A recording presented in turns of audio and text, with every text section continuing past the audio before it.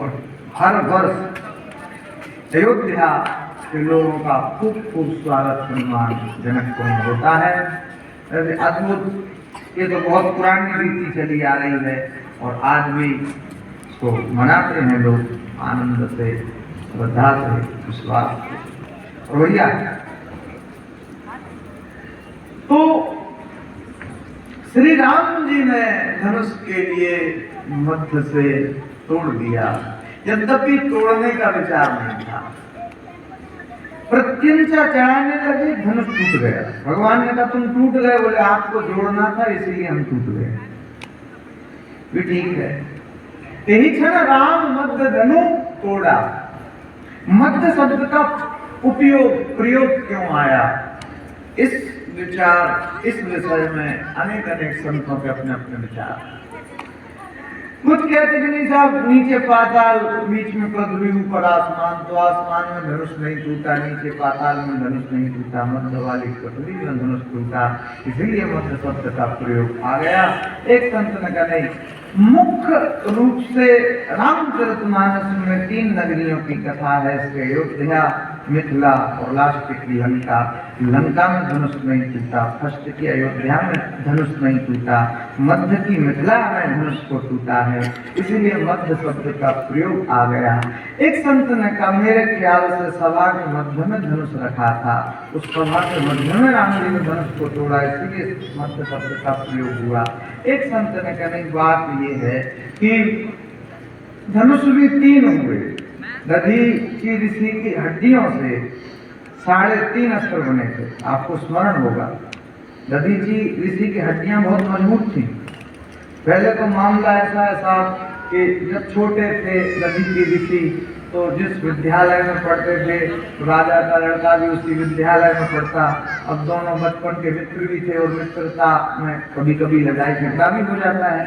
तो राजा कहे कि सबसे बड़ा राजा होता है, नहीं सबसे बड़ा तो ऋषि होता है, और दोनों में बात विवाद हुआ। तो राजा ने धक्का दे दिया, प्रहार कर दिया नीचे गिरने से। बोले राजा की मतलब दधीचि ऋषि की मृत्यु हो गई। राजा का नाम था शुभ, उसके प्रहार से मृत्यु हो गई। उधर से ही निकल रहे थे शुक्राचार्य, उन्होंने देखा ही तो मर जाएगा, तो मर तो गया लेकिन मृत संजीवनी विद्या उनके पास थी, तो पुनः जीवित कर दिया। और जैसे जीवित किया तो क्या करें, अब हम इतने मजबूत बनना चाहते हैं कि कोई भी हमारे लिए अस्त्र शस्त्र का प्रयोग करे तो वो अस्त्र शस्त्र का प्रयोग हमारे ऊपर बिल्कुल नहीं हो। क्या करें गुरुदेव, आप रास्ता बताइए। तपस्या करिए। ब्रह्मतम यजामहे सुगंधिं पुष्टिवर्धनम गुरुवारिकमृत्युर्मुक्षिये मामृतात्। ऐसे तपस्या करते गए महादेव प्रसन्न हो गए, वरदान मांगो। बोले बात यह है कि हमारा जो शरीर है वो वज्र का हो जाए, यही वरदान हम आपसे चाहते हैं। मैं बार बार कहता हूँ सक्षम बनो, हमारा शरीर वज्र का हो जाए। महादेव ने आशीर्वाद दे दिया और बीच दरबार में जाकर के चरण से राजा को प्रहार किया। सेना को आदेश दिया, राजा शुभ ने आक्रमण, और सब तलवारों से मारने लग गए। और लाठी डंडे जितने अस्त्र शस्त्र थे वो सब टूट गए, लेकिन दधीचि ऋषि को कुछ भी नहीं हुआ, क्योंकि उनका जो शरीर था, हड्डियां थी जो वज्र की बन गई थी, उनका कुछ भी नहीं हुआ। तो वो हंसने लग गए, मुस्कुराने लग गए। सारी सेना परास्त हो गई, मारते मारते थक गई।